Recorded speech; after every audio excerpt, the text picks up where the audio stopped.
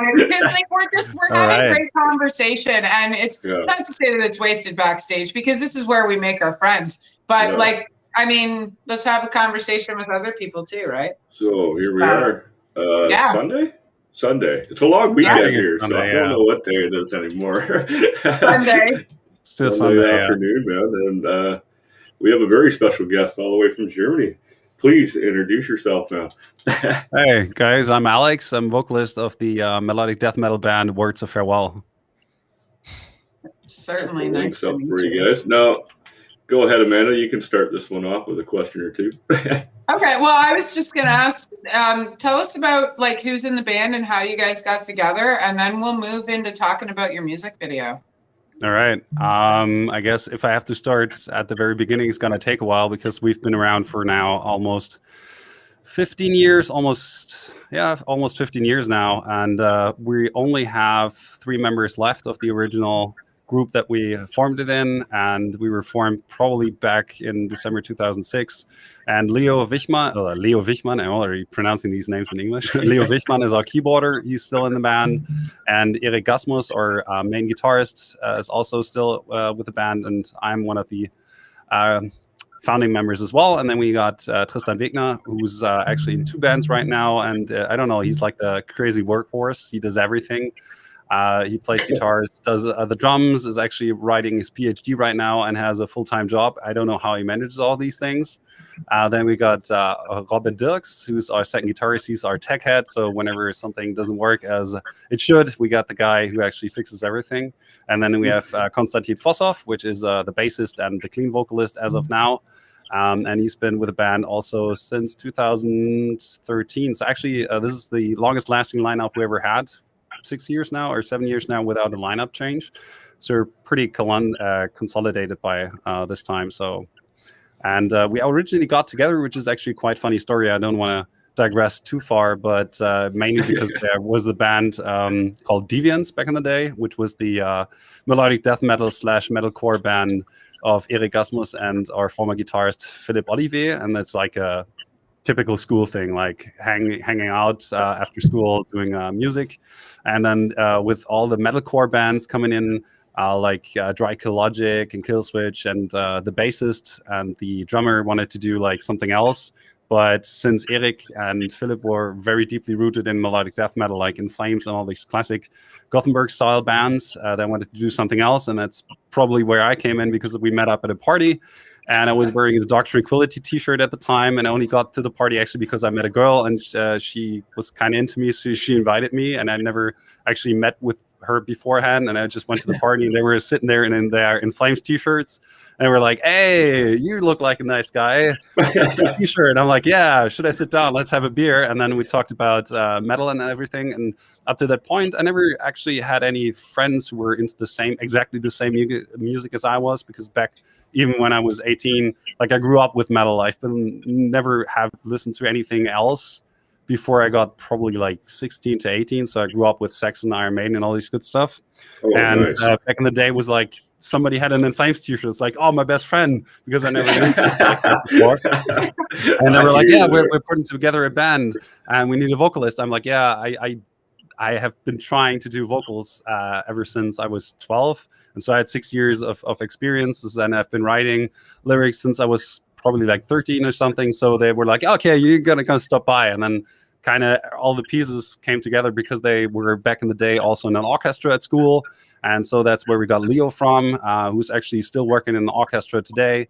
And he's a choir leader, just as Konstantin, who's also actually studied music, and they're both now music teachers. And Tristan, I think, as just a friend of Konstantin.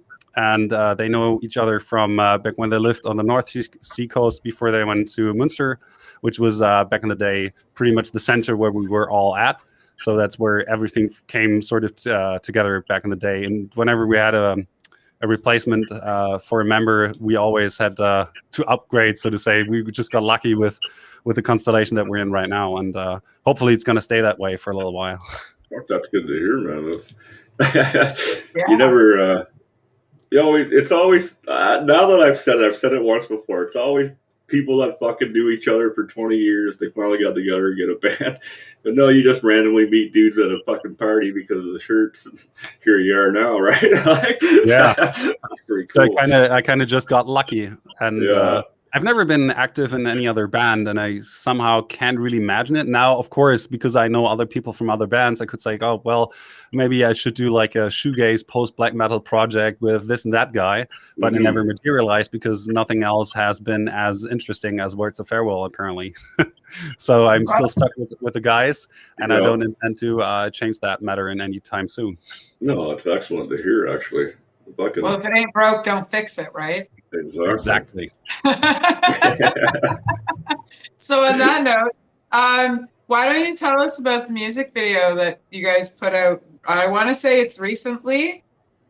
Not quite. No, that was March 30th. Actually, it was last year. Sorry, 2020 just kind of, you know what I mean? It didn't exist. Didn't really happen. Yeah, you know, like things that happened 2 months ago actually happened like last summer, and it's just really hard. That whole year just kind of disappeared, right? So like, okay, it says March. Sorry. You know, Devin Townsend once called it the Great Pause. So somebody in March of 2020 actually pressed pause, and now we're like slowly pressing the unpause button, and everything that happened in between just didn't happen. I mean, there's a little bit of stuff that has been going on, but yeah, the video has been out for quite a while now. Actually, we already have a new one that's in the pipeline. It's going to be released in end of July, I think. Nice. Well, we'll certainly talk about that. Definitely. Yeah. But I would like to hear a little bit about the Whispering Deeps video. The song is fantastic. Yeah. So any specific question, or should I put it more generally and talk around the whole thing, how it came together? The whole making of it's always a good process to know. Yeah, no. If you want to talk about the process and how you guys put it together and stuff, that would be great. Okay, because I guess the interesting idea. By the way, hello guys, Maxime and Marie. Hello to the chat. Interestingly enough, the idea came to be because I actually wrote the lyrics way back in 2010 or something, and then I had them on the shelf for ages because we never had any material that sort of fit the lyrical theme or concept. So it's been permeating around since forever. Actually, I don't know, like 2012 probably. And when Tristan actually wrote the song, so the whole song is actually written by our drummer, other than I think the 2 verses which Eric wrote. So most of it is Tristan there, and we initially had the idea for a video that was a little bit more complicated, but due to budget and also the fact that we couldn't kill the audience in the theater, which was my original plan, things came together a little bit different than we had originally intended it. But I always wanted to shoot something that had to do with like classical drama, because that's the idea where the lyrical concept also derived from, was basically like Freud, and he picked up a couple of interesting Greek mythology things like Thanatos and Eros and all these kind of good things. And we wanted to lyrically and also metaphorically, visually mash these things together. And I always wanted to have a video shot in a real theater. And that was also the most expensive thing about it, was actually to be able to shoot in the theater, because we had to pay a couple of thousands of euros just to be able to shoot there. But it was a magnificent stage, and it was a hell of a lot of fun. And I guess I don't really like the idea of having a storyline in a music video, because usually, like, I find it visually more appealing and more dynamic if you have a band that just performs, so you have good performance shots.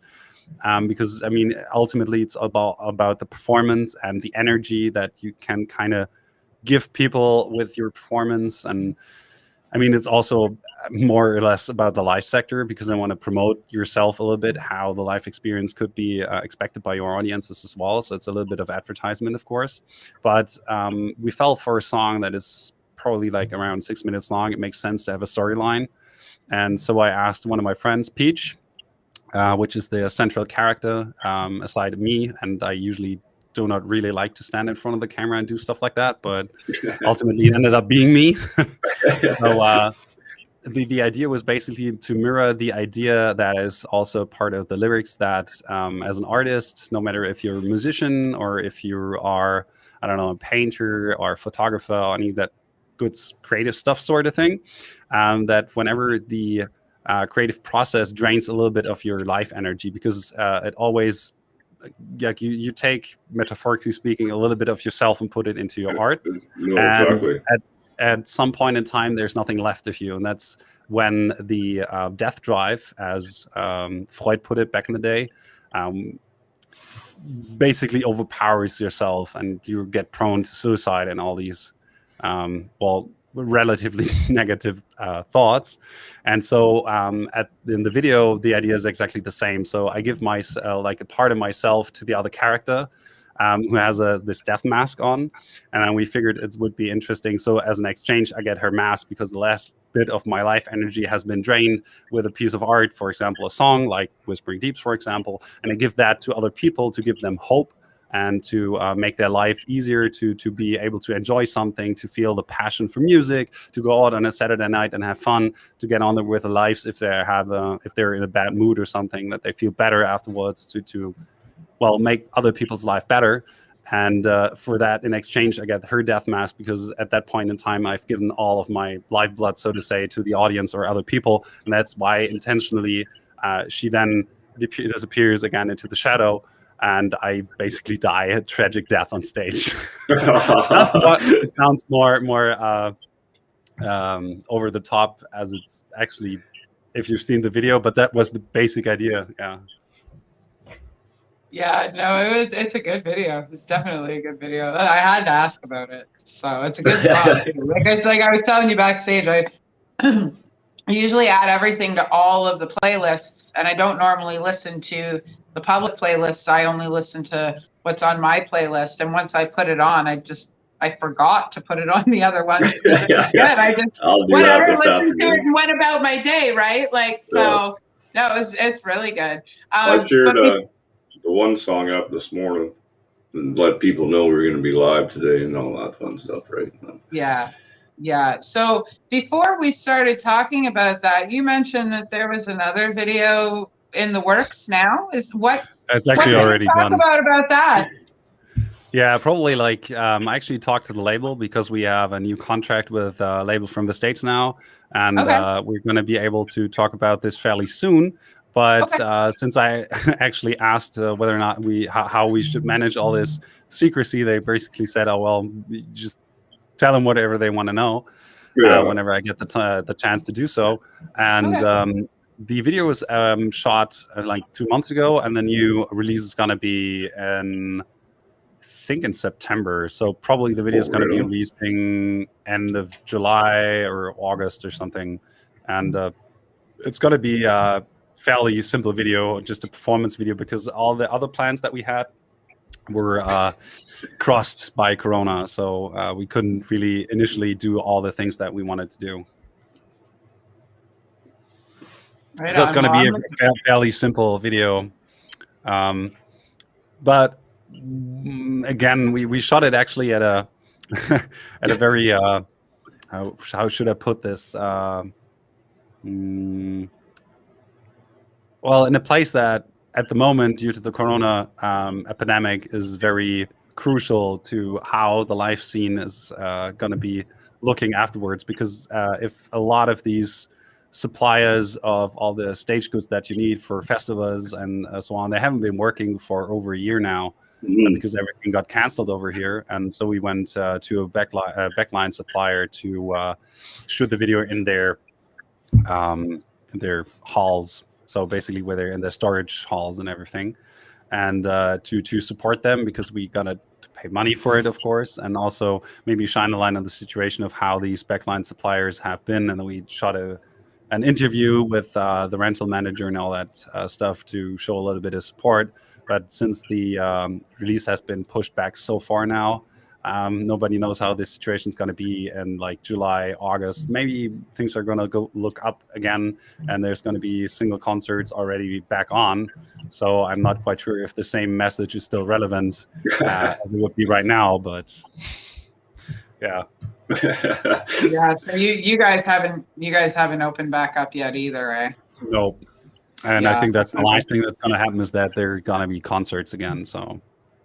Yeah, I know. I can't wait for a mosh pit, man. I miss them so much. I just throw me in. I don't care. I probably won't even defend myself. I just need just let it all happen. whatever. Right? Just let it happen. So yeah. Go ahead, TJ. You sure? I was going to ramble off of the music for now because we were talking about traveling earlier, and you know That's me, where I'm a going. fucking huge traveler. So you were planning on some pretty big trips coming up once the world opens up, eh? Yeah, that's just my profession, actually. I'm a professional landscape photographer. So what I do is that I go to foreign places, take pictures and write for magazines on technical aspects about landscape photography, travel photography, and also do a lot of workshops. So I take people to all these places where I initially wanted to go, like Iceland. I should have been on the Faroe Islands with a group just now. Actually, I should have had, what is it, like three workshops in Norway already this year that got canceled. And so that's actually my profession, to travel and do trips like that. And even though I can't do workshops in the United States because I would have to be registered with the IRS and all these bureaucratic crap things, I still like to travel there because it's just, I don't know, I like the States. I mean, I studied American cultural studies at university, so I also one of the reasons why my English isn't as bad as that of the average Joe, I think. That's really good, actually. Really good, actually. When we first started talking, I was talking to you through the band page on Instagram there, and then they diverted me over to you. I noticed your page is just nothing but like all your photographs, eh? So I was a little confused. I was like, did they give me someone else to interview, or they be part of the band? No, that's correct. That's my sort of professional Instagram page. I actually hate Instagram. Hey, Kevin. But I gotta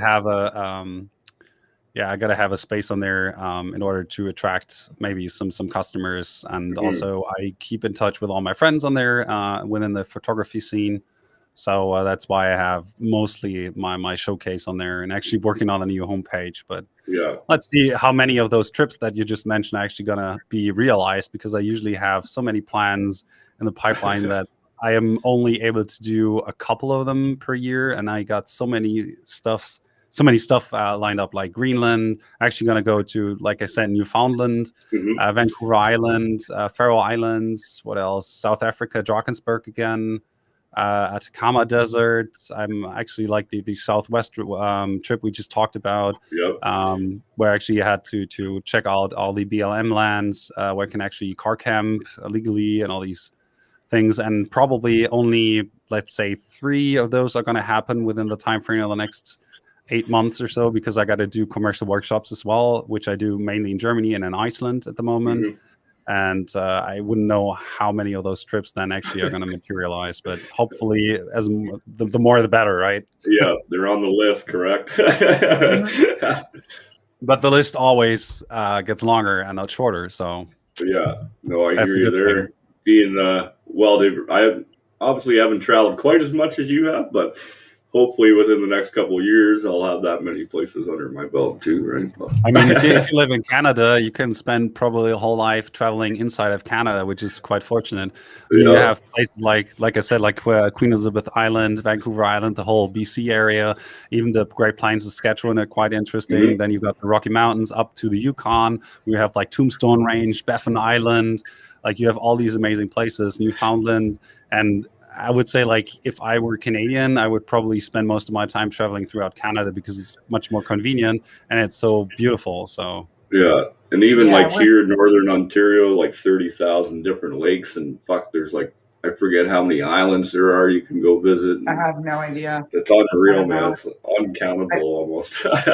I know driving from Ontario to Newfoundland is, every province is different and significantly different. You know, like you drive through Ontario, from Ontario to say like Montreal area in Quebec, and it's just all city, all heat, all highways, skyscrapers, stuff like that. But right as soon as you get right past Montreal, it's all beautiful farmlands and big fluffy marshmallow clouds and cows everywhere.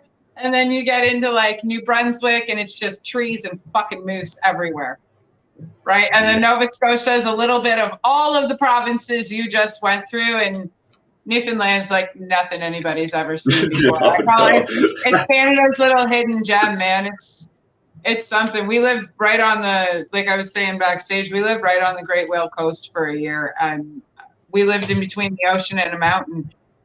If not for the groceries being ridiculously expensive and work being difficult to find, I probably would have stayed. It's a nice place. My parents went out that way to retire. Like they got their land for cheap, new cheap house. But like you said, there's not like for me just to pick up and go out there. I'd be a bum. There's no work for me. Like it's not easy. It's not. And in West, I've never been West, so no, right. Kind of nice to hear you talking about being West in Canada because I've never been out West yet. Now soon. I just found a band to do it in. So you're starting a new segment soon then, are you then, Amanda? Or were you going to announce that shit or what? Sure. Trombley and I just came up with it today standing in his driveway. I was paying him for merch actually. And he has a VW bus that is in mint condition. It's lime green and her name is Bertha. So we're going to travel across Canada and we're going to interview bands in this VW bus, and we named it Band in a Van, and we're going to start probably the middle of July. Things are going to open up again. Yeah. So it should be fun. It should be interesting. Come to Canada. I can't drive anymore because he has difficulty with his eyes, and he wants to keep this van, and I want to drive it. So we're going to compromise, and I'm going to drive it and help him fix it and put gas in it and stuff like that. And he's going to get to enjoy it. So it should be a lot of fun. Nice. Yeah. So that's fantastic. If you want to have any, go ahead. If you want to have any sort of coordinates where you want to go, any special sites, I can give you probably a couple of pointers. Because I've been to the region around like Banff and Jasper Yoa National Park are these areas. If there's anything in specific that you find interesting, I can probably tell you a couple of locations that I found to be very interesting. Well, maybe when we get there, we'll interview you about your experience in BC, and that's how you'll give us our BC bucket list. All right, sure, why not? That's pretty cool. Yeah, that'll work. Why not? Right? I mean, the bands don't have to directly be in the van. There's a fucking movie projector in this thing, man. I know, I see that. So like, I mean, it could be some fun to do it, but we'll definitely have you back to interview you a million times, man. We've had lots of fun hanging out today. So if we ever make it to the Great White North, that would be awesome as well. Like, do a tour and play like in places like Kelowna or Edmonton, and then I don't know, like obviously places like Vancouver, Toronto, and I don't know, like Ottawa. If there was ever an option to come up there and play, probably that would be one of the best things to do. Even though you have to cover quite a stretch in the middle to get from one more populated area to the other, so it's logistically not that easy. But touring in Canada would be absolutely awesome. Well, and also get maple syrup every morning, the best maple syrup you can get on your pancakes every time. Yeah. You know how you see that funny meme where it's the popsicle stick with the syrup in the ice in the snow? People actually do that.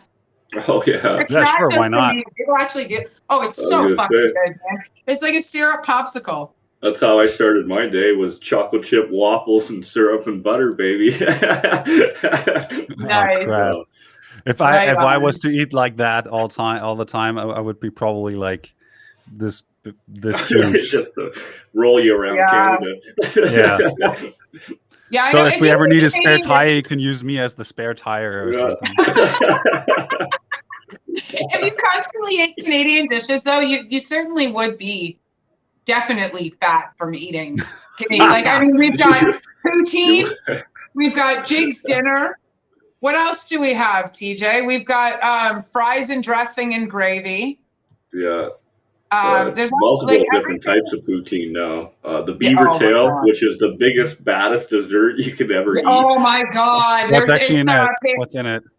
Okay, so beaver tails are pancake batter, fried, right, and then deep fried. Okay, and then it's covered in icing sugar and strawberries and whipped cream. Okay, that sounds very unhealthy. It's so delicious, though. Welcome to Canada.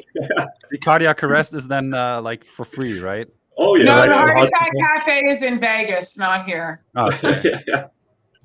So, but there you get it with like burgers like this, right?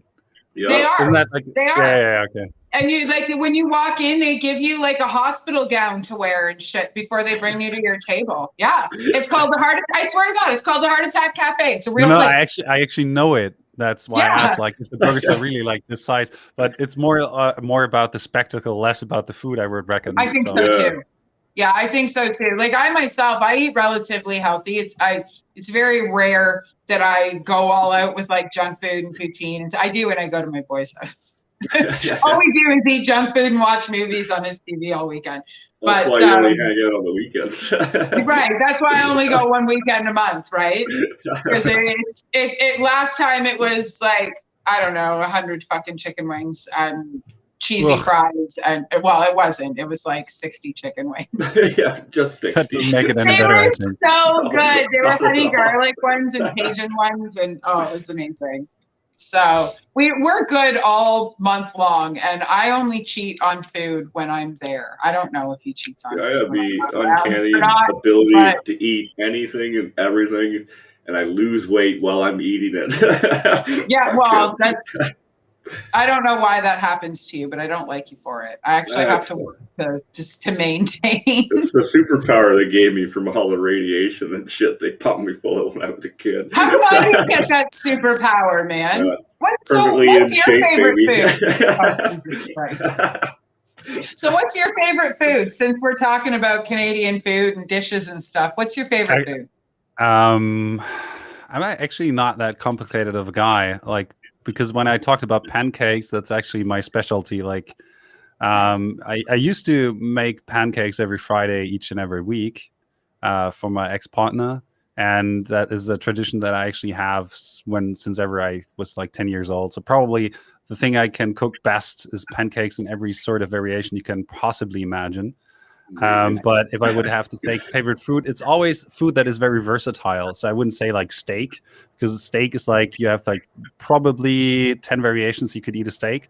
But burger, on the other hand, has myriads of variations. So I would say burgers and pancakes. Because there's like, you can make burger, like a basic burger where you only have like cheddar cheese and then ground beef and your brioche bun. But you can also do something like where you have, I don't know, like some exotic bun. And then instead of beef, you use like 50-50 pork beef, or you use moose, or you use wild, like boar, or I don't know, like deer.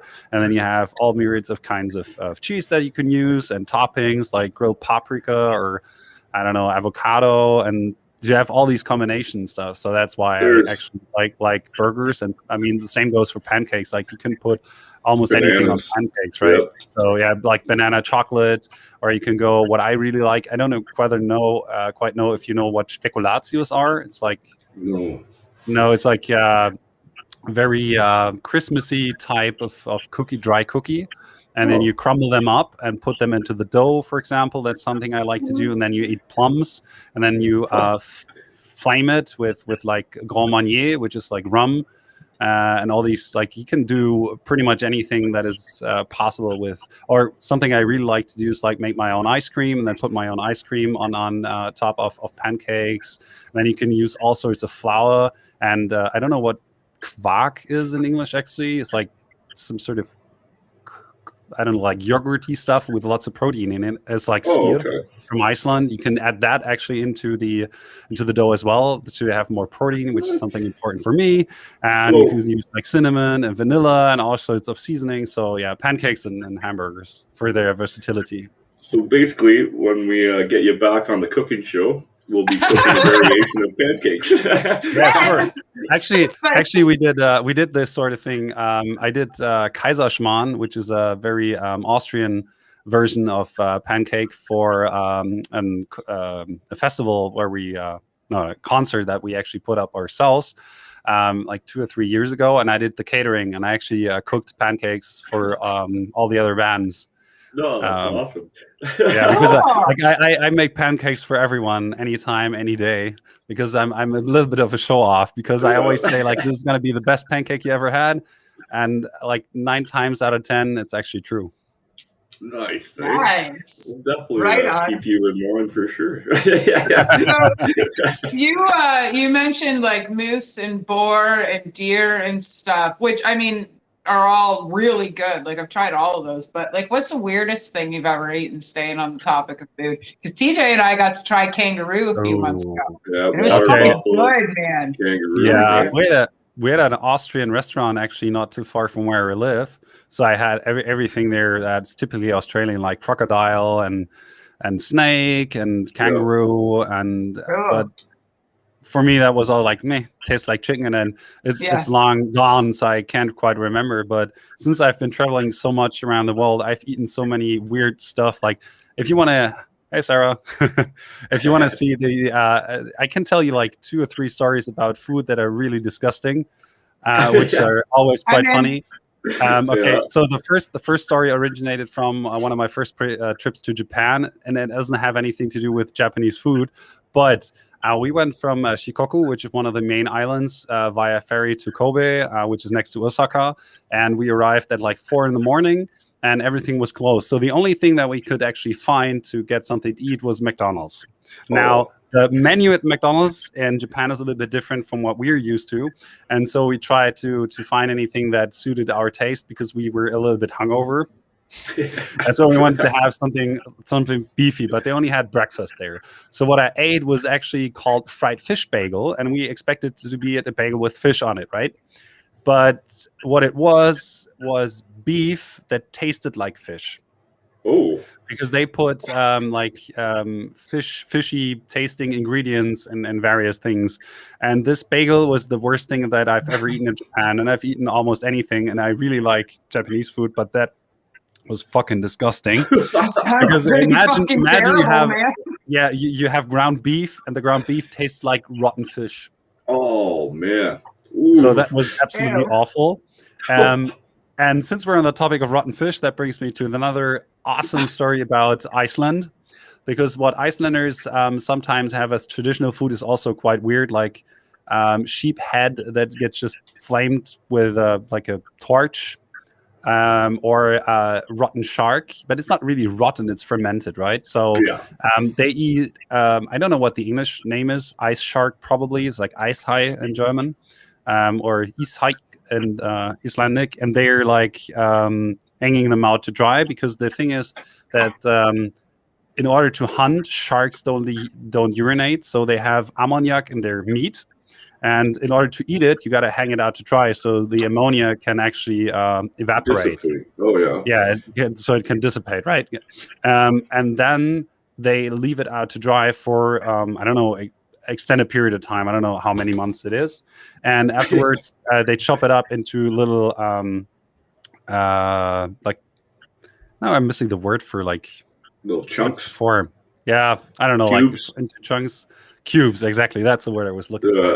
Into cubes, and then you can buy them refrigerated. So it's basically a fermented ice shark that still tastes somewhat like ammonia, and it has the consistency somewhere in between, like I don't know, like rubber shoe and jello. It's really awful. And tastes absolutely because if you try to chew it, it's hard to chew, but then it doesn't dissolve in the saliva either. So it's like, ugh. That's really, really. Bleh. I don't know. Like that probably is one of the most disgusting things I've ever eaten. That just sounds disgusting. Actually, there's really one more. Uncomfortable reliving the story. Yeah. Actually, I got one more though from Japan. Have you ever heard about natto? Yes. Yeah. No. Have you ever tried it? I've never tried it. Good friends of mine down south there, they're originally from Japan, and she every time I'm over, she cooks me a traditional Japanese meal. She mentioned No, it, I'm envious. but I was like, on the fence of actually having it, right? So tell everyone on how gross this is. Okay, so it's fermented soybeans. Sorry, Kyla. Yeah. But the thing is, fermented soybeans, actually, I know the story behind it because at university I also took Japanese classes and on Japanese history and everything. And I always asked like one of my professors about how this actually came to be. So the thing is, soybeans were transported sometimes over great distances because they were considered to be a luxury food. And sometimes when the former, Kyoto, when it was still the capital of Japan, everything was transported to Kyoto back in the day. And sometimes the beans got, bad. Yeah. And somehow out of that, later on, natto got, hey, Adam, derived, basically. And what it is fermented, again, fermented soybeans. And the interesting thing is, I don't know exactly why, because I'm not a food technician or something, but they are extremely slimy. So they have like, they look like they're, I don't know, like little pieces of shit, actually, like brown, like very small beans, little rabbit shit-colored beans, and they're extremely like they're covered in this. If you imagine like you watch an alien movie, right? So like H.R. Geiger's Alien, and how they always like ooze slime, that consistency, and then these little beans in there, and there's actually contests like how far you can actually do like. Oh, you could spread the slime, and the world record is like 6 meters. String the snob. Holy. Yeah. Exactly. Kids, I go there. It smells gross, and you eat it with egg yellows. So you always have these small plastic boxes. Then you have the beans in them, and there's like egg yellow with it. So you put the egg yellow in, and then you stir it, and then it's like a huge bunch of slime that smells like it's rotten. And the funny thing, though, is if you eat it pure, I couldn't stomach it. But if you put it in rice, there's a dish called, for example, natto tamago gohan. It's basically like you boil rice, and then you put like very, very hot. Then you put a raw egg in it. So if you stir it, that the egg gets sort of cooked by the rice, and then you put in the natto, and that is actually something that tastes extremely interestingly well, because the natto, which sounds like has a little bit of nutty taste. It's sort of the synergy between the different components actually then makes it quite okay. So, if you try it pure, it's like the worst thing you can ever eat. And that's something, if you want to do like a double dare thing, then dare somebody to eat natto. I always found that they will like have the double nightmares. dare things around the world. You can go anywhere in the world and dare someone in the bar to do something, and they know what you're talking about. maybe we should find that for the next time we have Josh on the show. Josh will eat anything. Yeah, true that. Motherfucker, he's gonna eat that for sure, right? Those are some interesting foods, man. I really tried to not talk with my face at all listening to those. And I just, sorry, I suck at it, man. Like, that was terrible. The most interesting thing I've eaten is kangaroo, and you just brought all that to the table.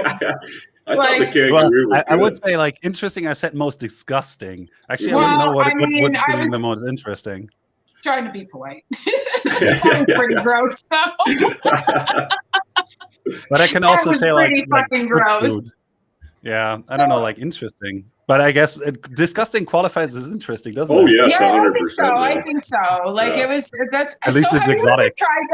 Have you ever tried that? Since like you've tried a lot of weird stuff. Have you ever tried? What is slurm? Is that what it's called? It's that really nasty smelling fish that's in the can. And you mean Sustrum? Yeah. Oh. What? Okay, can you pronounce that for me again, please? I think it's pronounced Sustrum. Okay. Sustrum. TJ, have you ever heard of this stuff before? Yeah, my dad has made me eat that, and I will not speak of it ever again, my friend. You probably just vomited as soon as the can was opened, right? Yeah. Pretty much, yeah. But it doesn't taste as bad as it smells. The smell is absolutely unbearable. Like you involuntarily just have to puke. Yeah. But the taste is like, it's not pleasant, but you can actually eat it. No, you are correct. Like the smell, like that's like you said. As soon as he opened the can, we were in the trailer. I fucking out the door, puked in the yard. I'm like, there's no way I'm eating this. I mean, there's a warning sign on it that says. How did you get it? Like, it's got to go under your nose to get in your mouth. How do you like get used to it after? Like, it doesn't go away. No, the thing is, like, if you open the can smells very, very bad. But if you take the fish out, like with a fork, and hold it like next to yourself for a while, then the stench kind of subsides for a little bit, or then you can eat it if you don't breathe too much. Yeah, he put it in the bowl with the paper towel, and then he moved it from there into another bowl and set it outside and then we sat outside and just kind of tried it, right? He eats that shit, though. He likes that. He eats Spam in a can, right? That delicacy. I'm with you on that, dude. Spam's nasty. Hawaii, I believe Spam is Hawaii's national dish. Like, they cook all kinds of shit with it, man. Like, something about canned meat. I just can't. Have you ever seen those canned turkeys where you open the can and a whole fucking turkey comes out? That might be an American thing, actually. Thing. I swear it's an American thing. It's a real thing. I swear it is. American thing, 100%. I know. I've never eaten one because, like, ew. Most of the stuff I eat, because like you, yeah. of the stuff I eat is fresh, right? All right. But like turkey in a can. Like, I like sardines. I eat all that, anchovies, mussels, all that shit, right? So, but that fucking stuff my dad made, oh my god, that was probably the hardest thing I've ever had to like try and actually force myself to eat it. Did you lose a bet, or why would you eat that? Just out of curiosity? Like, did you lose a bet, or was it just out of curiosity? No, just out of curiosity. My dad was in the Marines for a long time. Couple tours in Nam and stuff, so he was well educated on disgusting food and shit. So he was always kind of like that, an ass like that when you were like young. I got you something, right? Try this. Has anybody of you ever eaten sea cucumber? No, but I have watched videos on it. But I've eaten. I took the chance because I'm allergic to anything under the sea. I'm allergic to shellfish.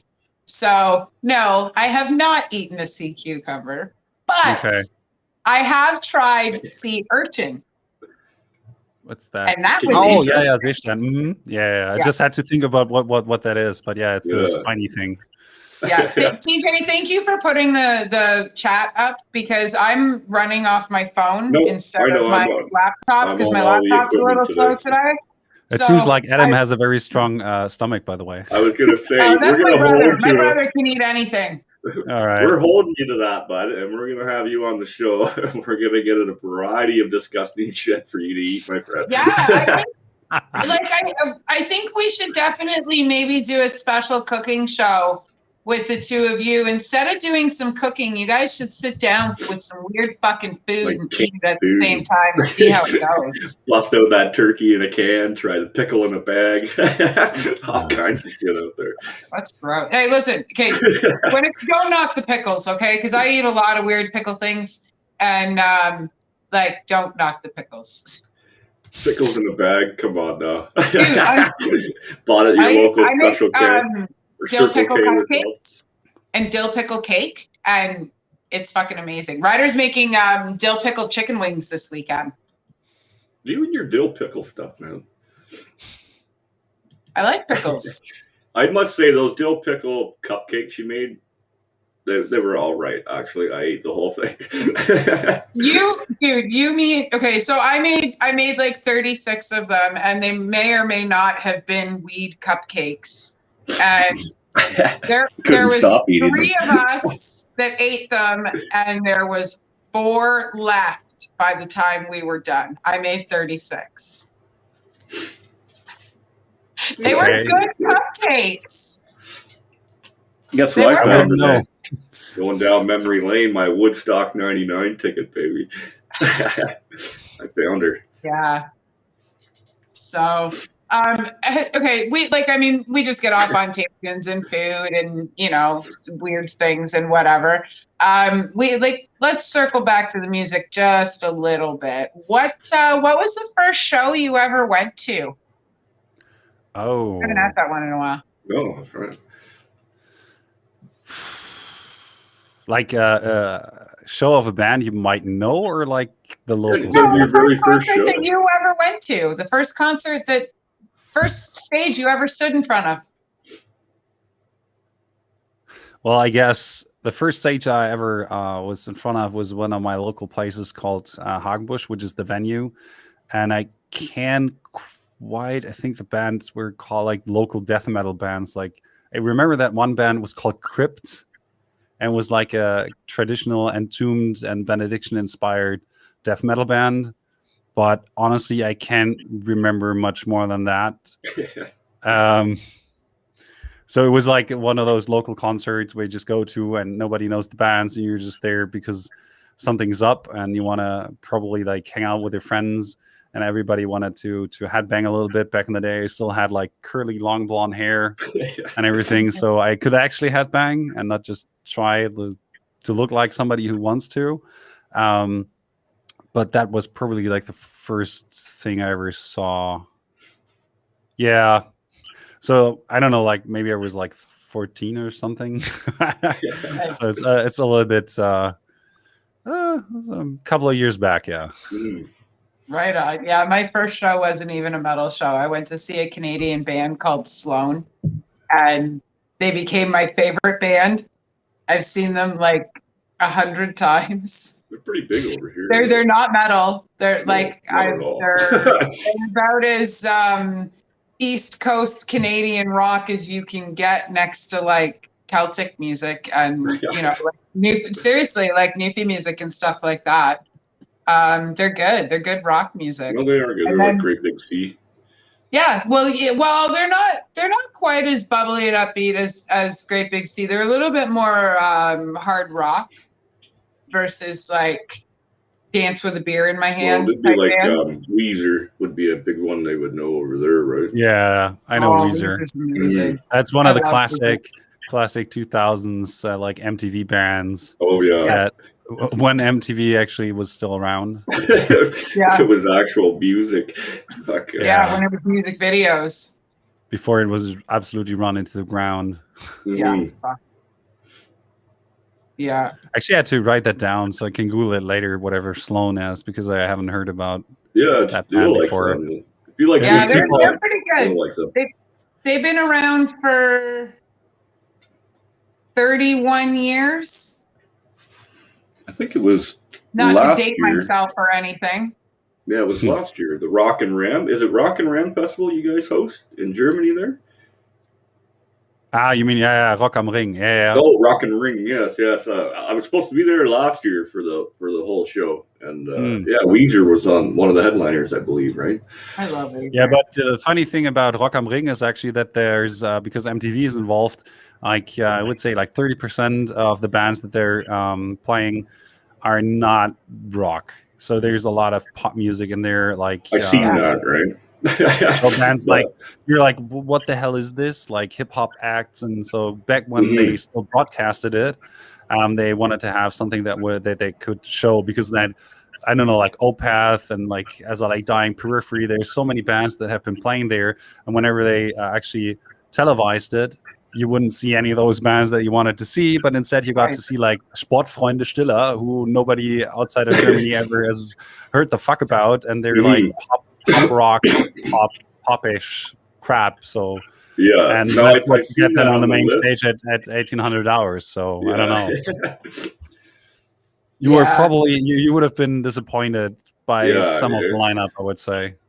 Yeah, there was. If you wouldn't have known. There was a very select few I was going to actually see, like Fire of the Gods were one of the ones I wanted to really see, right? Just coming to Germany was going to be fucking fantastic in general, right? But honestly, if you want to see a festival in Germany, I wouldn't recommend going to Rock am Ring. I would rather see like Summer Breeze or actually, the one festival I would suggest is one of the ones that where we played a couple of times, but it's a very small one called Dong Festival. So it's DONG open air, DONG, and then open air because it's quite interesting. It's actually a quite small festival where you only have like 3,000, 4,000 people.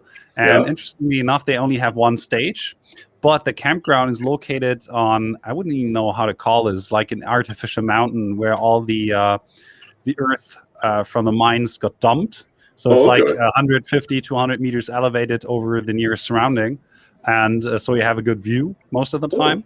And due to the fact that it's so small, you have very short walking distances, and they invite interesting bands. They have a very good, like their taste is very exquisite, I would say. Like they invite all sorts of metal bands, but every time it's very selected. So they have one of the best newcomer bands, power metal. Then you have like a traditional metalcore band. Then you have like an occult rock band or like occult metal. And then so they don't have like a very specific genre selection, but they have a very good hand in picking and selecting the bands that I never heard of. And whenever I'm there, like, why have I never heard of these guys? So and then at like 1800 hours, like, I don't know, like 8 p.m. or something, they have like headliners, 2 or 3, like Iced Earth or Steel Panther. What did we see there? Like Kopi Klani, Elevati. So like bigger bands. And it's just a nice also because it's not that big. You can like get across the campground in probably like 15 minutes. And it's a very unique festival.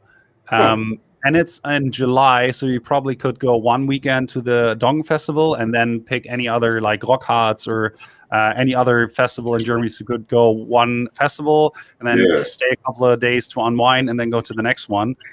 Makes more sense to go to Rock am Ring, which is just so big that half of the stuff you don't want to see because it just sucks, and the rest is just very stressful because the festival is actually so big. And I don't know, like I wouldn't be like my first choice as far as festivals are concerned in Germany. In Chicago, we went to Chicago Open Air the year before the world shut off, and it was a fucking quite the hike from one stage to the other. Like you basically just had enough time to get from one to the other, and the other band. Like by the time you were done your 12 hours of concert going, you probably walked 10 fucking miles. You know, 40,000 steps in. Yeah, so it took quite. By the end of the weekend, I was so exhausted, man. Fuck, we finally got home because I was working down. I think I was in Wisconsin, so I flew back to Ontario that night. I got a little bit of sleep, got up in the morning. Me and my buddies drove to fucking Chicago. We did the festival. Drove back from Chicago to Ontario for me to fly to. I think I flew out to Michigan after that, over the Sault Ste. Marie where I was working after my schooling, right? Fucking, that was brutal. But exactly, that's one of the things that just doesn't work with festivals, I think, because sometimes it's also about the people, more or less about the people, not so much about the bands themselves, but the surrounding experience. And I find that smaller festivals at a certain size, maybe not too small, but are more interesting because you can meet interesting people, and you're actually able to find them later on the campground. You run into each other again because it's only like 2,000, 3,000 people in there, and so it's more easy to get in touch with people. And it's not as, I don't know, like simply not as exhaustive. Personal. It feels more personal. And I mean, the first time we were there, the second time actually we played there like 3 times now, and we've already been also there as visitors. Just because we thought the festival, even though we weren't playing there, was one of the ones we were so fond of, that it's so much fun that we actually wanted to go there, even though we were not playing. And I'm not much of a festival person because I usually only worked at them. Like I worked for like t-shirt sellers and tried to make an extra buck for my travels when I was not able to sustain them via photography, as it is now the case. I used to work for like at Wacken and Summer Breeze selling t-shirts and Graspop and all these places. And I always thought that if a festival gets too big, it's just somehow unpersonal and, I don't know, like exhausting. And I don't know, and logistics are so much hotter. Yeah, it's true. Like when we used to have the Edge Fest festival up here in Barrie, That was a very small 1-day event, 2 stages, but you could literally see one stage, look over here, see the other one, right? And it was fantastic. We'd go the night before. Everyone would legally camp. I'm pretty sure we weren't supposed to camp there, but everybody fucking knew was going to the show. We did anyway. And then, you partied at the show and you camped one more night. And you went home the next morning. But yeah, I've been to quite a few, like Woodstock. That was it was like a half mile, almost 3/4 of a mile between the 2 stages and shit. So we never seen the second stage at all. I'm like, fuck, 400,000 people. How the fuck am I getting over there, right? So we just stayed on the main stage the whole time, right? But we got to see pretty good bands, but the experience was garbage for Woodstock 99 as far as that went, right? Like, I mean, sometimes you say, like, on festivals you can enjoy more bands. Like, there's been, for example, like Brutal Assault Festival. I think 2019 was where I wanted to go, actually, and it never materialized either because I had to be in Iceland or somewhere. I don't quite remember. Anyway, and there were quite a number of cool bands that I wanted to see, like Crystal Lake, and I think God is an Astronaut, and I think like Winterfjellet, a couple of other cool bands. But if you were there and it's very stressful to actually go from one place to another, and you feel like, I don't know, like you can't go take a shower when you want to, and you're just generally feeling stressed by so many people being constantly around you, then you can't really enjoy the band, as is the case when you're on a touring experience where you just go one night and you experience the band, and that's why you're there. It's just about this one band, so it's very much more intensive than seeing a band on a festival, I think. No, it's true though. At least for me, that is the case. And bigger festivals are just, I don't know, like watered down sort of thing, because some bands just play like 45 minutes or like maybe an hour, and otherwise you get 1.5, 2 hours. And somehow, like in a venue, like I've been, we saw, for example, like Insomnium and Dark Tranquillity in Münster, fairly like a town nearby. That was like a whole other experience, because you could go like stage dive and crowd surf. And if you're in a festival where there's like a couple of thousand people in front of the stage, like all these things are no longer possible. So no, I noticed that when I first seen Code Orange, it was at the festival. That was my first introduction to them. And then I got to see them actually here in Toronto at the Madhouse the following year. And when they had their own little stage, you could literally get on the stage with them and fucking sing with her, man. You could jump off the stage, you play their instruments, they didn't care. But at the festival, you couldn't get 10 feet to the stage because they had that big fucking gate out and stuff. Yeah. I could only imagine how crazy it would have been if you were allowed on their stage then, that would have been insane. But I think like from the artist perspective, it's actually quite the same. Like if you're playing a festival, it's a whole other experience if you compare it to a small club show. It's like on a festival, if you're playing in front of people that you mostly don't know you, as is the case with us, because we're rather a small band, then it's kind of tricky. You have to work a lot harder to convince people. And on the other hand, you have less leverage because you're not as close to the people. And usually if it's a festival like in the summertime and you play it, even if you play at 10 p.m., light show's not going to work as is the case in a club, right? Because you don't have the same lighting situation and all these kind of things. So the festival experience is quite different from what you would expect at a club show, which is one of the reasons I really like those small club shows, because if you have a small room and there's 150, 200 people in front of you, it kind of feels more packed. And like if you can get off stage, or you just jump into the crowd, or get people on stage, what we did, and I don't know where it was, like when we played in Hamburg, I think we got our bunch of people on the stage, and we actually got off the stage, and then we played in front of the stage to the people on stage and stuff like that. You couldn't do that on a festival, cool. right? So, yeah, no, that's pretty awesome, actually. Yeah. Right on. I was actually going to ask about that. What is it like as a performer to play at a festival as opposed to playing the smaller more compact venues, but you already answered that. So It has like There's that the question.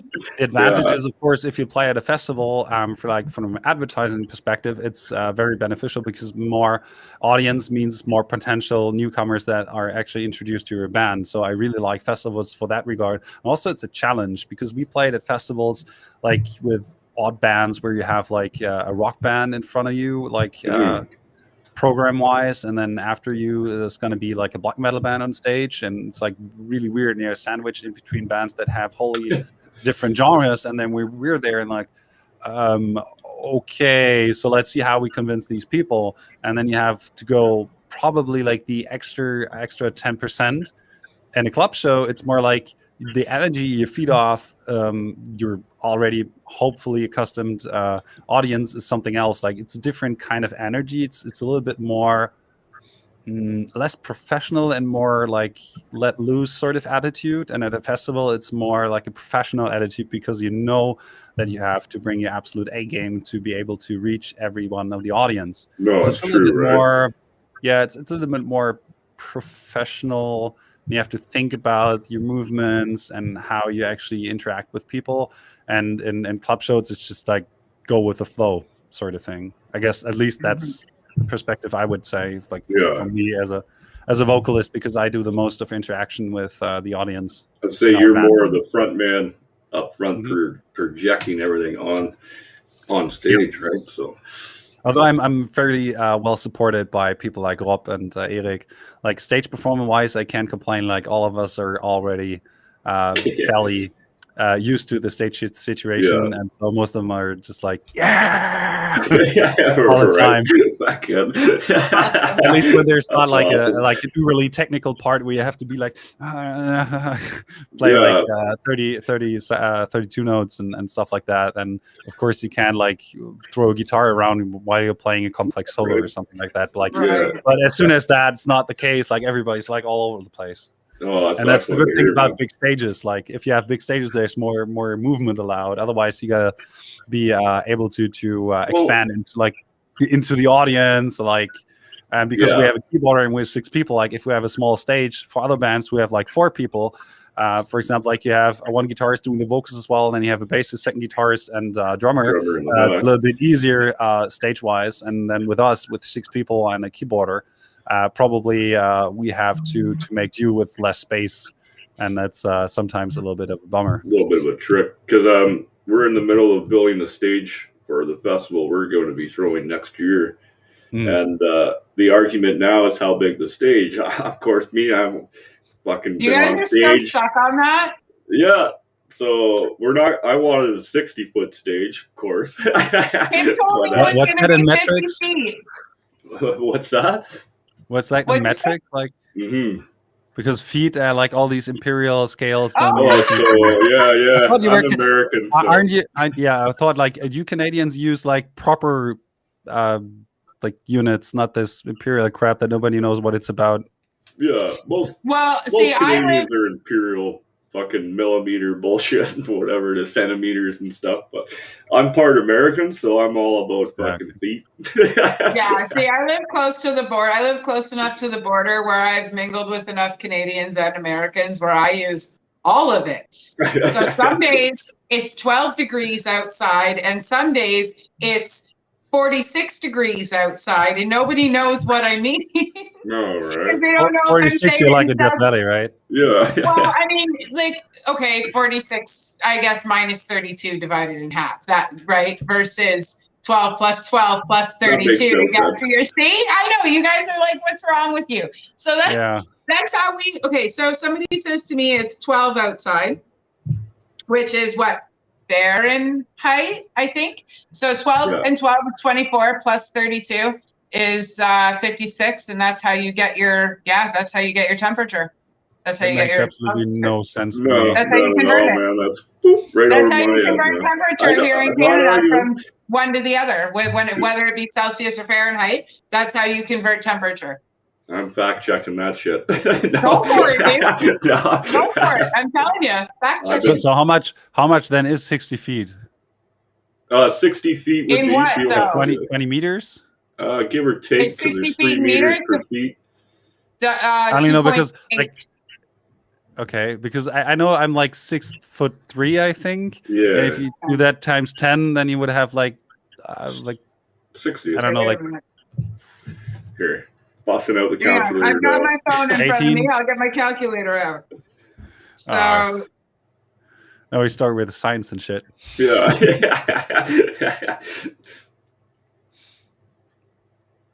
21.42 meters is 60 feet. Yeah. Okay. So it depends on what audience you expect, right? So if you have an audience of like a 20 meter stage, if you have like an audience of like 2,000 people, that makes sense. So like 1,000 people or so. Yeah, I think our capacity is about 1,000. I think this year or for next year, for the first year. Yeah.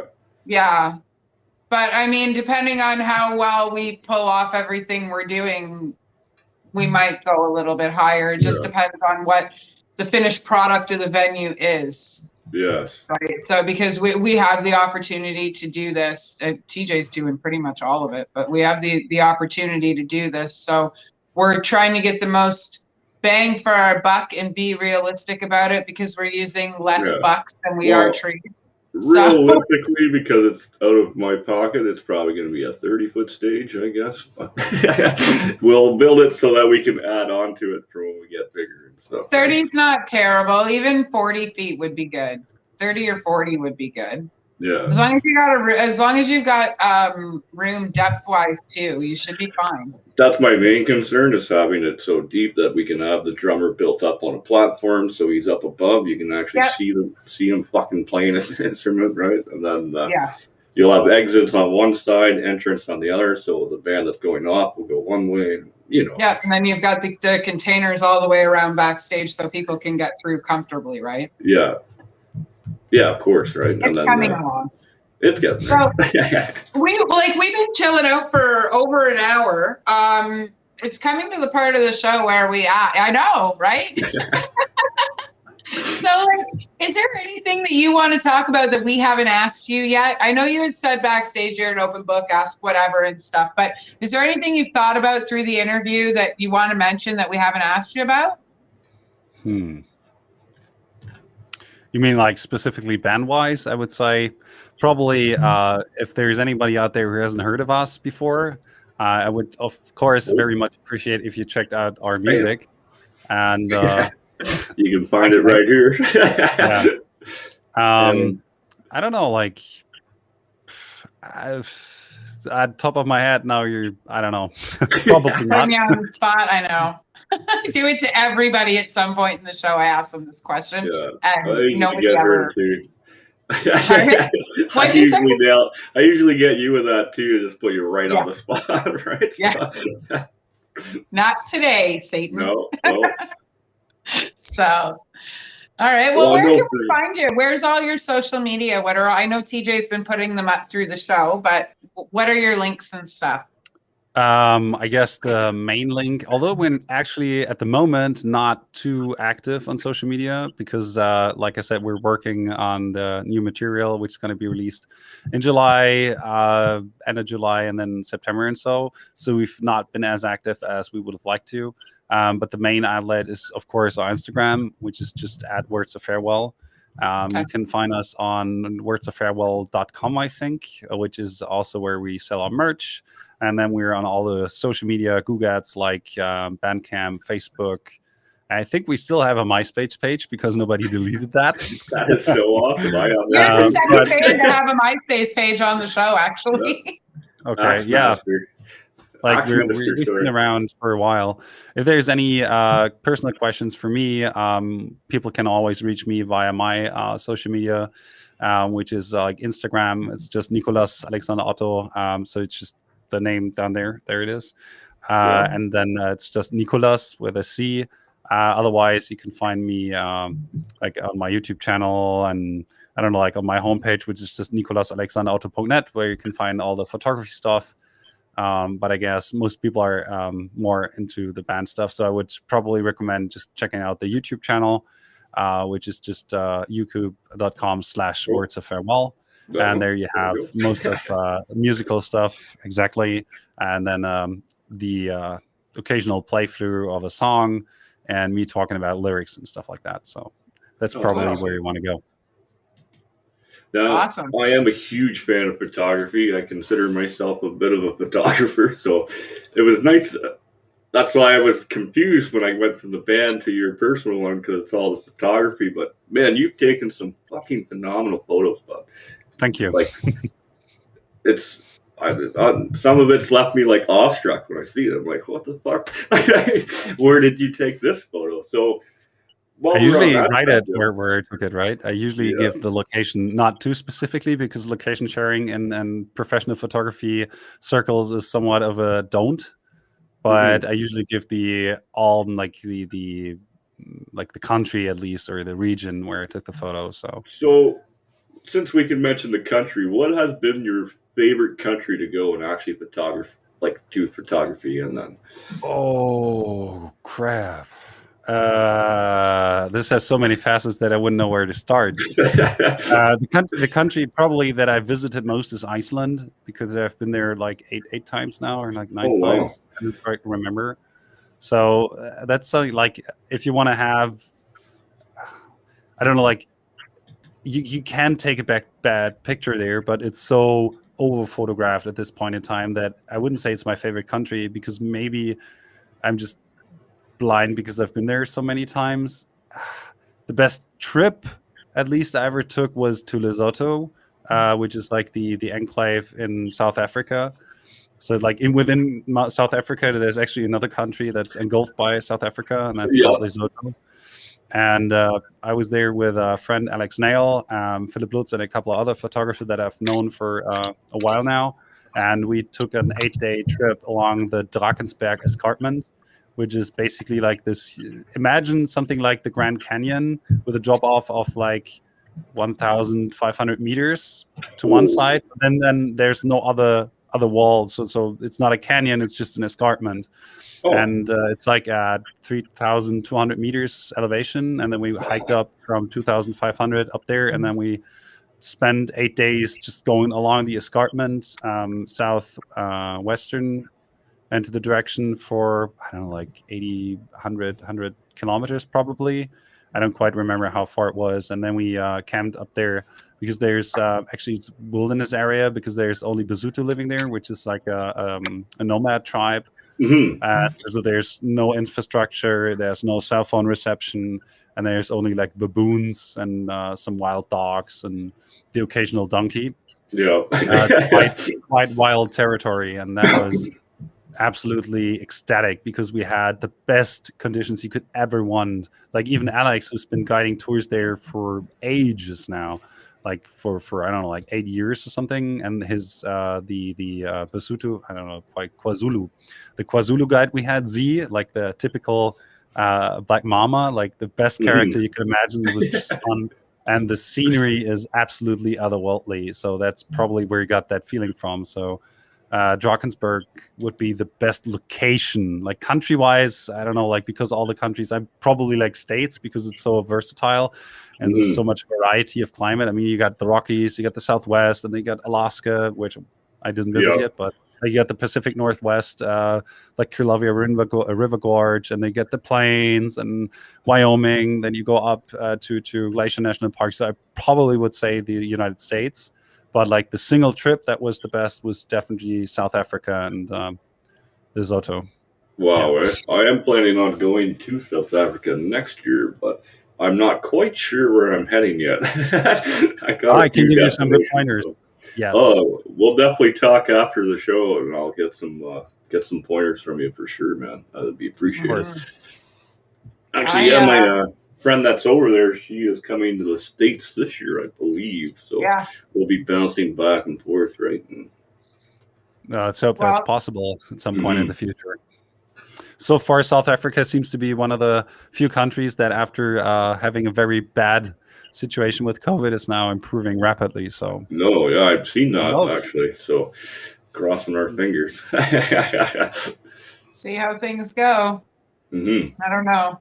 I still kind of want to trade road trips with you, TJ. I still get to keep the van, but I'd much rather go to Texas. Yeah, I know you my love brother it there. in BC, and I'll go to Texas for you. Does that? Oh yeah. Yeah. Sounds like fun. Yeah, well, it'll be fine. It'll be We fine. got a few vines out there in BC I can go see, but I was planning on doing the round trip this time again. See all the stuff I missed last time, and I did 23 states, 3 different countries, and a bunch of provinces too, like from the east coast this way. So 4-day trip that lasted 32 days. Yeah. My boss called me 2 weeks later. He was like, "You coming back to work?" I'm like, "Yeah, I'm in Mexico, bud. I'll call you later, right?" So I called him a couple weeks later when I got back to Canada, but I was still 2 days away from going to work. So I had a great time though, man. I fucking highly recommend everybody does it, right? So yep, definitely. Now, on that note, I know that you guys are going to keep chatting for a little bit, but I must be on my way because I am late for a meeting. Oh, yeah. So you boys enjoy chatting. I know we spoke about Sofa City earlier, and I will certainly find you through Instagram, or I'll message the Facebook page, and we will further the Sofa City adventure, I hope. And yeah, have a fantastic day, guys. TJ, not to leave you hanging, but I'm out of here. No, that's cool. I was pretty well going to Bye-bye, Amanda. A few more questions. And it was very nice to meet you. And we will meet again soon, definitely. Bye, guys. All right. Enjoy the rest of the day. Bye. Well, there goes Amanda. So fuck, you've traveled a lot too then. That's amazing, man. I don't really meet too many people that have that traveling desire, such as myself, like that has to go to these places or feels that desire, right? I think actually in our generation, if I put us in the same generation now, it's more, I don't know, like there's more people want to travel compared to before the advent of social media, because I think more of the young people are just trying to stage themselves as this great sort of social media character, and they need a stage to act on all their weird, I don't know, like narcissistic desires to be the coolest person ever, and so they go to all these places more so than it might have been the case like 20 years ago. So no, right? Yeah, 20 years ago, my mom put me on a bus and said, "See you later." Fuck off, I went, right? Yeah, nowadays it's like, oh, I gotta take a picture of myself in front of this place, and like, oh, my hair's so cool, and that's why I usually differentiate between photographers and like Instagrammers, because Instagrammers is like a slang term for people who just try to stage themselves. It's not about the photography; it's about themselves. No, that's something I don't really agree with. You're not in any of your photos, and when I'm doing sometimes, very occasionally, but usually I'm not a subject of my own pictures, because it's about the landscape. It's about immersing yourself in the landscape and transporting other people to the places.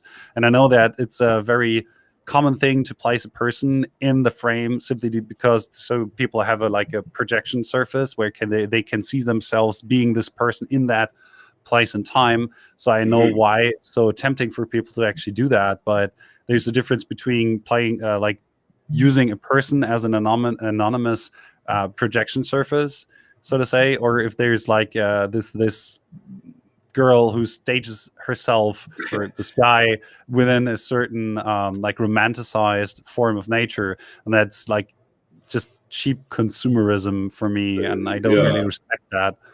But as far as travel is concerned, I would say that this generation or the generation following us is more into travel, and due to social media and the advent of people who actually grew up with the internet and the whole globalistic connective world as it is right now, travel is way more interesting. So even when those people say go to like Paris, they're in every photo. Like it's all about them all the time, it seems like. Yeah, it's right?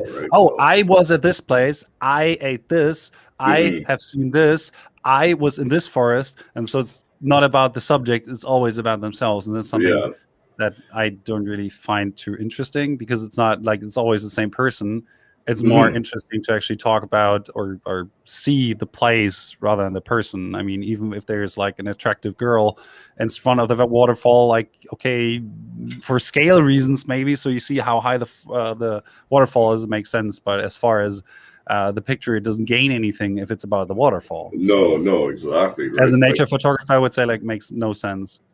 Yeah, there was when I went to Cuba there, we went out to the waterfall and did all this. I was the only one that didn't take a selfie with. I just took pictures of the waterfall. I never even thought to get into the fucking. I might take a selfie, but just to send it over to a friend or so. It's like, hey, I'm here right now, and they're like, oh, okay, cool. But that's nothing I would publish on social media most of the time. Like if you check my Facebook account, actually, I got pictures like that on there, like me sitting in my tent at a certain place. But like I said, like if you go to my Instagram, there's like probably I'm in every 20th picture, probably, or like 30th. I don't know. And it seems like Kata's agreeing. So thank you very much. No, right. So I'm the same. Like you go back through mine when I'm at my pictures of all my concerts and shit. There's like 1 out of 30 where I'm kind of in it, but I'm with a bunch of other people. So yeah, I mean the occasional picture to is basically memorabilia. I mean, I've done the same thing. Like, actually, this is a funny story. When we played with Dark Tranquillity back in the day, like in 2012, I was a little bit of a fanboy, so I was actually scared to talk to the guys because I had this grand illusion of how your favorite metal band, like, they're always these awesome people, and if you meet them and they turn out to be assholes, then kind of your whole world is ruined and lies in shatters. So back in the day, my then partner actually took a picture with the band, and then I had a picture of my girlfriend with the band rather than one of me with the band. And like all my ex-girlfriends, she wasn't even into metal. She was just there because it was like a happening for her, and she couldn't name one Dark Tranquillity song. But then she had this picture with herself and the band in it, and I didn't. That's hilarious. Well, you're the fan. You're the one that knows every song, every word. So right now in the metal scene, like, what's one of the bands you're finding yourself listening to the most these days? These days, actually, that's a good question. I think I'm one of the only people in the band that's actually trying to discover new bands all the while. Yeah, because I spent most time like working like in my home office, as you see me right here, working on pictures or writing seminars, writing magazine articles, writing for newspapers and stuff like that. So I have like my second screen on here, and then usually I browse on YouTube trying to find more stuff. But I still haven't found many new bands that really excite me. The last thing I actually bought was I think Light the Torch. So the other band of Howard Jones after he left Killswitch Engage. That's very popish, actually. I don't quite know what else. What's the last album I actually bought? Death Haven. A lot of Death Haven at the moment. Or it's Death Heaven. It is, yeah. Death Heaven, yeah, right. What else? I really dug last year's Dark Tranquillity record, even though it was not melodic death metal. It was rather like a interesting mixture between like gothic wave and melodic death metal, but I still enjoyed it. What else? Something a lot of I think the last Evergreen, the last album by After the Burial, was quite awesome. So a lot of gentish stuff in the recent time, even though that whole trend has been like overdone by now. There's still a couple of bands that actually put out okay music in that genre, mostly like After the Burial, for example.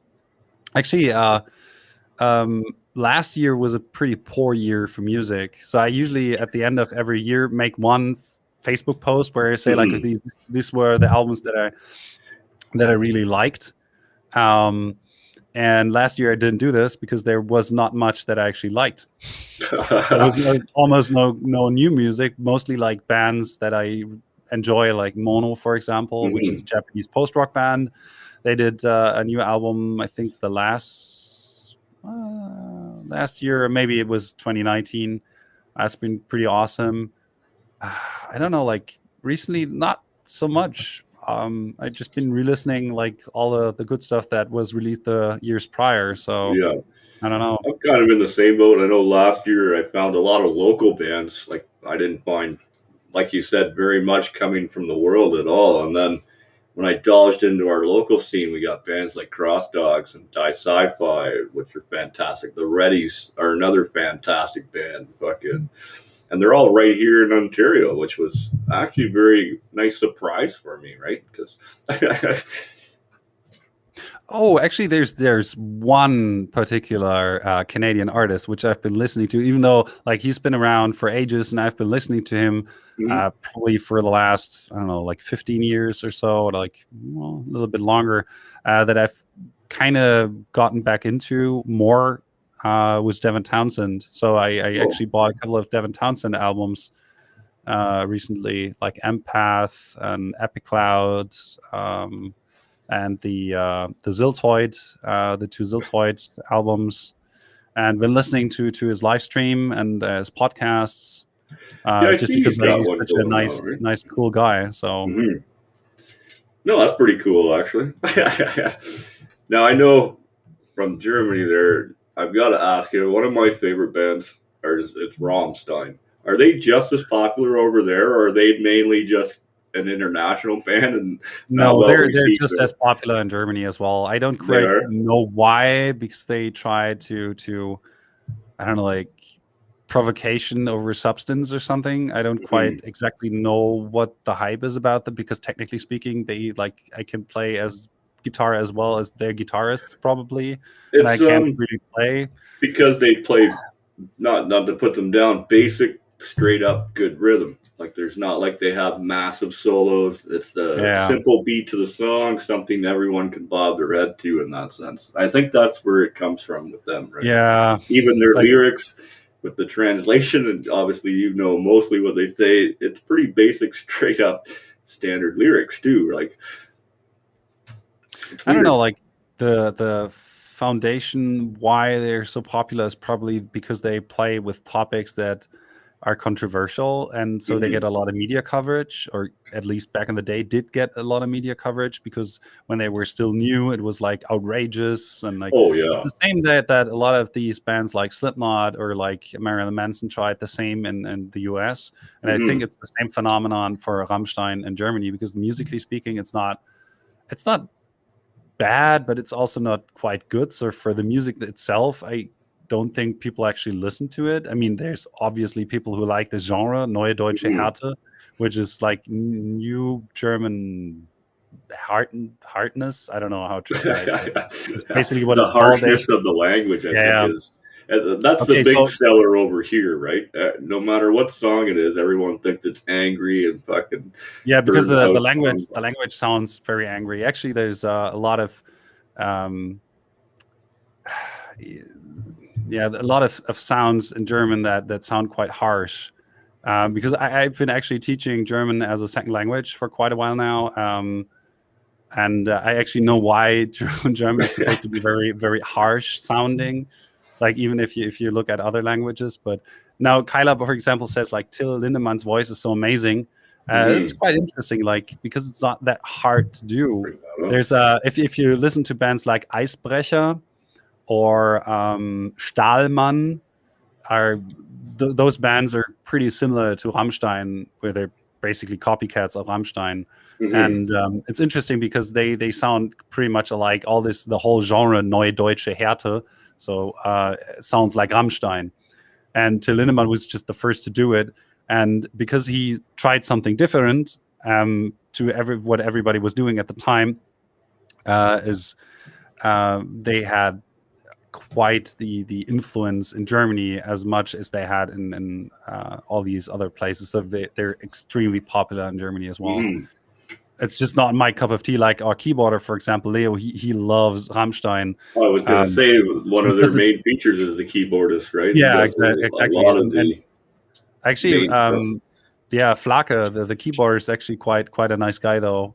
He wrote a book about his coming of age and everything in the GDR back in the day, which was quite interesting to read. I only read some pages and excerpts of it, but that is something I find interesting, is that these guys actually have a history. Most like not like other bands, they're a little bit more political, because they also like to play with all these political themes and topics. But Mm-hmm. mostly, like the songs that I actually like are probably like the ballads, I hear for you. the same reason. Like I sort of enjoy some of the ballads because the lyrics, like Lindemann obviously does poetry a lot. Mm-hmm. And writes a lot of poetry, which I did back in the day more so than I do now. But that's something I respect. But then there's just songs that are just like, oh, look at us, we're like minding, where he talks about eating genitalia. I'm like, Mm-hmm. it's just plain dumb. Sorry, but it's the Yeah. same reason why I can't take bands like Cannibal Corpse seriously. For me, that's just, I don't know, like trying to be over the top and like all style, no substance. So Mm-hmm. A few of my buddies, especially the ones I go to a lot of my concerts with, they're right in Cannibal Corpse, can never say it properly. Cattle decapitation, fucking. cattle decapitation. That's it. Yeah. It's a Yeah. fucking phenomenal band live, but I never heard any of their music till I seen them live. You know, same with Cannibal Corpse. Like I know of the band, I grew up, everyone listened to them. Great, fantastic live show, but I've never listened or heard a record on my own. Like I've never put it on or bought it myself, right? So Yeah, I'm not too much into like old school death metal, mostly because most of the lyrics are just up my alley. One of the reasons why I actually got into death metal or metal in general was, of course, because I grew up with it. Like my dad listened to Saxon and Iron Maiden and like Extreme and all these awesome bands. And then at some point when I got over bands like power metal, like Hammerfall and Freedom yeah. Call and all these power metal bands, it was like, they're singing about dragons and stuff. Like I can't really relate to that anymore. Like at the age of 14, it was like there's got to be more.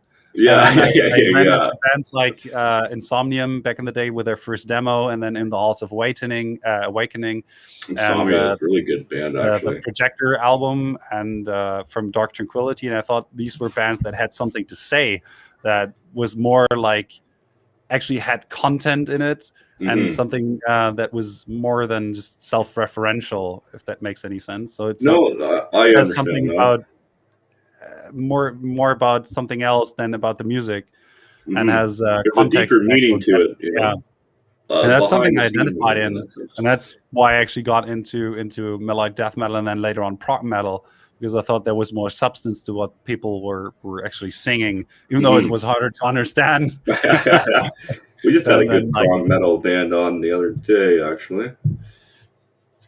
I'm trying to see who the fuck that was. Well, maybe Tyler, maybe Night we're just old. I don't know. Like, I don't know about you, but I'm 33 and I feel old every day. Yeah. When kids are talking about like all these metalcore bands and stuff like Killswitch Engage, and they've been around for 25 years, and I'm like, oh crap. Yeah. No, I'm yeah. I'm in my 40. I just turned 40 last year, so coming up this September I'll be 41, right? So, but it's weird because I grew up, my mom's and then my dad even, like my dad listened to a bit of the Doors and shit, but my mom's was huge in the country. It was like Pat Decline, fucking Elvis Presley, Johnny Cash, you know, and then I ended up finding metal through a friend of mine for my birthday. He bought me a fucking Ace of Spades by Motorhead. I heard that I was about 13 years old, and I fucking never looked back, man. So yeah, it took me a while to find my music, and then my stepdad, he's all into like Led Zeppelin, all the olders, like obviously pretty the much Doors, like my Pink dad. Floyd, right, and Leonard Skinner, all that shit. But I listened to it. I just heard it, like you said, a million fucking times, you know, so I can sing the shit in my sleep. So it's always nice to find new music, man. So it was a nice change to find you guys, and all the bands we've had on this month actually are all pretty new to me for the most part. So yeah, I mean, there's actually quite some interesting. Actually, I could recommend you one more band, which is from the States, that you might not have heard of. Which I found to be, which was actually one of my favorite albums of the last couple of years, which was the band is called Iapetus. So it's IAE. Yeah, it's like E. I don't know. Actually, I got to write this down to remember what they. It's all good, man. I always keep a pen and paper close by, right? Okay, so it's IAPETUS. TUS Iapetus. I think that's how they're spelled, and they have a very, very interesting mixture of genres. So it's like you mix. Imagine you have like melodic death metal with like post black metal in there, and then like post rock. So it's like Death Heaven meets Mars Principium Est or something. Nice. It's a very interesting mixture, and they have songs that are up to like 14 minutes. And that's like, usually I would say like, okay, that's boring, because there's only a couple of bands that actually can pull this off. Like Opeth, for example, they make like they wrote songs back in the day that were like 11 minutes long, but absolutely stunning. And Iapetus actually are able to pull off the same. So the pacing is extremely well crafted. Nice. I would highly recommend listening to For Creatures Such as We, which is the best track of The Body Cosmic. And I'm pretty sure you would be able to get those guys, or that guy is actually just, I think it's just one guy and a couple of guest musicians. So getting him on the podcast would be very interesting as well, I would reckon. Yeah, well, I'll be reaching out to him today for sure once we're all done. And then that's great. Excellent. Thank you, man. I appreciate that. Yeah, no worries. We're always looking for new up and comers, or even if you're, fucking Ozzy's still alive and wants to come on the show, come on, bud, right? So we'll see where it goes. There's actually one more, because they asked about recent bands. Have you heard of Orbit Culture? I reckon you do, right? Yeah. I've heard of them. I have not reached out to them yet. They are on the list of bands to still contact, but. Okay, yeah, because they've released actually my favorite album of last year. Now it's slowly but surely coming back to my head as I think about this. But Nietzsche was actually one of my favorite albums of last year, because it sounds a little bit different from what most bands are doing these days. And actually, many have said that they sound like a weird mixture of Metallica and Gojira. And I don't really like Metallica or Gojira, but I very much like Orbit Culture. So I like Gojira too. I've got to see them a couple times live over the years, and fucking fantastic live, man. On a great show. And I've seen Metallica a couple times too, but it's Metallica, right? So yeah, they have their place in history, but not so much in my playlist. no, I hear you there. They definitely have their spot in the history of on metal, but yeah, I don't think I have a single song on any of my playlists, to tell you the truth. Yeah. There might be some of their old stuff from like Justice for All or Ride the Lightning, but I don't know, like even some of the newer things like I Disappear or Fuel are okay. Like one of my brother actually back in the day gave me like, I think like 2 Metallica albums for a birthday once, and those are like the only 2 I possess to this day. It must be the Load and Reload albums they did, right? And yeah, probably. They did a good job on Whiskey of a Jarro, like the cover of that, which is the old Irish drinking tune or whatever, right? Yeah, but and Orbit Culture are actually just a fresh breath of air. How do we say it? Fresh breath of yeah. Oh, that's excellent, man. I know Ship of Fools is another local band I forgot to give a good shout out to here. They're from around here. They're more of a punk band, but very excellent. They were actually the last concert I seen before lockdown with Ship of Fools, Cross Dogs. The Reddies were there, right? A little nice local birthday bash they had, right? Okay. So, yeah, it was like it was in a small bar. I think there was maybe 50, 100 of us, but it literally felt like there was 1,000 people there just from the energy, right? So yeah, it's always like having a few people that are actually enjoying themselves is way more appealing as a participant, whether on stage or in front of the stage, than having like 1,000 people and everybody's like just kind of looking. Yeah. No doubt, right? So. But we've been battling for a while, so we'll probably wrap it up here, man. We fucking all right. Fantastic today, man. It was an honor to have you on. And thank you for having me. Obviously, we'll look forward to having you on again. You're always welcome back whenever you got new stuff coming out. So just one more time, where do we find your merch? Where do we find your music, my friend? So I guess the central hub would be wordsoffarewell.com, and from there you get also social media links to our Instagram and our Facebook. Usually we're so occasionally active on Facebook and Instagram as well. But at the moment, we're still a little bit in the hiatus because we're finishing up the material that's going to be released later this year, and then things are going to be more active. And for the YouTube, you go to youtube.com/words of farewell as well. Yeah, perfect, man. Excellent. And yeah, once your new stuff comes out, a couple months, let us know. Fucking have you on. We'll pull up a couple of your artwork or whatever we need to do and make it happen. But for now, play loud, play proud, people, and we'll talk to you guys later.